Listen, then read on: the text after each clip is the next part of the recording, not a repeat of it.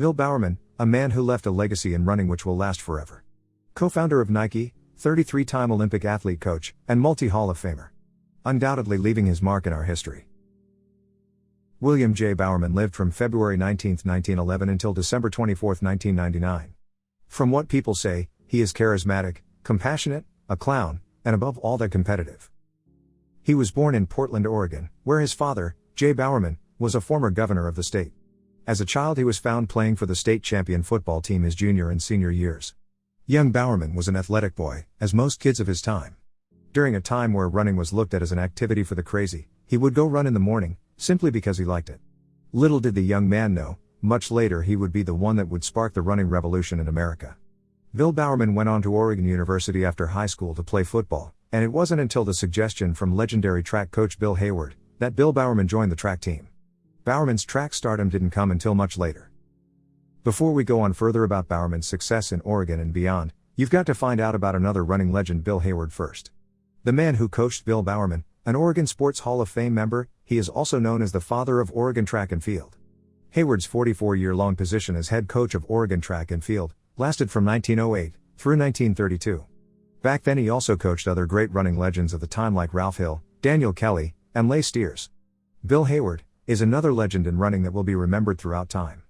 Additionally, he was also chosen as the track coach for 6 United States Olympic teams.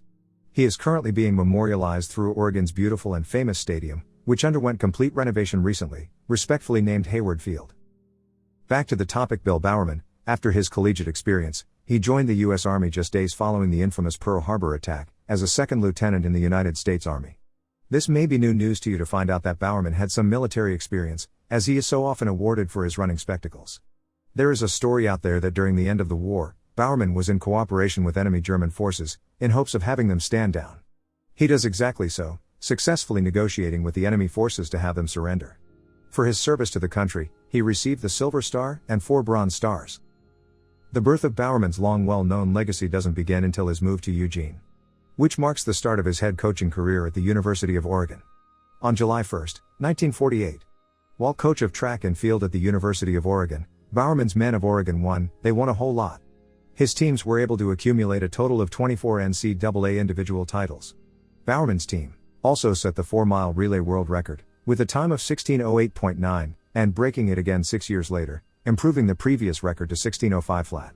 On top of all of that, the team was able to go undefeated in 10 seasons, not losing a single meet. Bowerman's coaching stats speak for themselves. Incredibly putting up a 114-20 win-loss record. Bringing 33 athletes to become Olympic-level runners, 38 to become conference champions and 64 to become All-Americans. Bill Bowerman coached multiple well-known and professional runners, including Steve Prefontaine, Phil Knight, and even Matthew Centrowitz Sr. Of the 24 years as head coach, Bill Bowerman was able to accumulate a winning season every year except for one. If this doesn't accurately describe Bowerman's dominance, maybe attaining 4 NCAA titles and becoming a top 10 team in the nation a total of 16 times is more convincing. Throughout Bowerman's coaching career, athletes would say Bowerman didn't like to be called the coach. He saw himself as more of a teacher and wanted to have fun. Some first-hand accounts claim he had too much fun. As on one occasion an athlete had come back from the dentist, and Bowerman asked to see his fillings. The kid beautifully opened his mouth and Bowerman dropped an earthworm in it. Other occasions guys would find neatly wrapped elephant dud fresh from the circus where Bowerman received it. It is even said one day he fired off a gun in a hotel lobby. Bowerman was all jokes and was also all in with anything he did. Bill created a training plan for his athletes based upon knowledge and experimentation. When it came to the Mexico City Olympic Games, he made a training schedule to adjust for the change in elevation the athletes would experience. This way his athletes would be accustomed to race day weather conditions, and hopefully show up more prepared than other competitors. The accomplishments from Bowerman go on and on. Prior to parting ways with Oregon, he wrote a book selling over 1 million copies and was credited with igniting the jogging phenomenon in the United States. Jogging, as the book was titled, introduced something that Bowerman had learned while on a trip to New Zealand. While in the country he learned the concept of running as a daily part of life, instead of thinking of it as a life or death race, put it all out there, competition. He realized running is possible in advanced age and is great for longevity. The book Bowerman and one of his friends wrote sparked a running revolution upon the release in 1966. The running boom of the 70s shined light on the forgotten sport of track and field.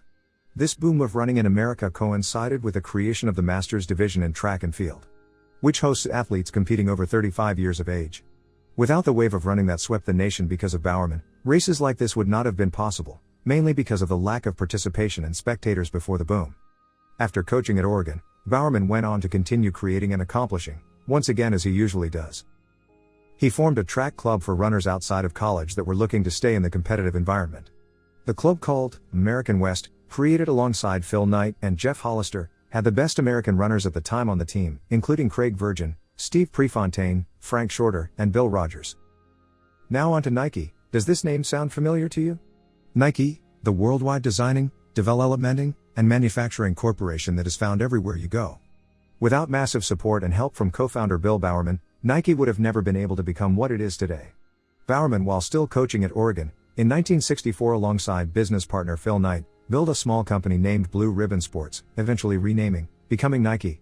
Bowerman and Knight engaged in a handshake agreement which birthed an athletic footwear distribution company. Phil Knight was an Oregon miler for Bowerman in the 50s, later on becoming ranked by Forbes as the 24th richest person in the world with a net worth estimated to be worth $50.7 billion. The two started out with a plan to import Chinese Onitsuka Tiger running shoes and sell them in America. During the start of the company, Knight covered the business side of the partnership, while Bill handled experimenting with new designs for athletic shoes. He had many of his athletes in college and beyond participate as guinea pigs, testing out the shoes Bowerman had just finished putting together. Athletes would have to tell him everything that they felt about the shoe just so Bill can perfect it. Eventually, Bowerman's desire for improvement led him to extremes. The man went above all limits to innovate better shoes than last. Bringing us to the famous waffle iron incident, where Bowerman ruined his wife's waffle iron by trying to create a better sole for shoes that would give better grip and be more lightweight. To do this, he used rubber that was pressed through the waffle iron and then used glue to attach it to the rest of the racing shoe. This design led to the creation of the perfectly named Moon shoe, as the waffle tread on the bottom of the shoe was said to resemble footprints left by astronauts on the moon. Other historically known athletic shoe designs thought of by Bowerman include the Nike Cortez, Waffle Trainer, and countless other unnamed prototypes. Bill Bowerman chased after nothing less than greatness his whole life. Leaving behind an outstanding coaching record, a worldwide brand, and hope for anyone who thinks they can make something out of nothing.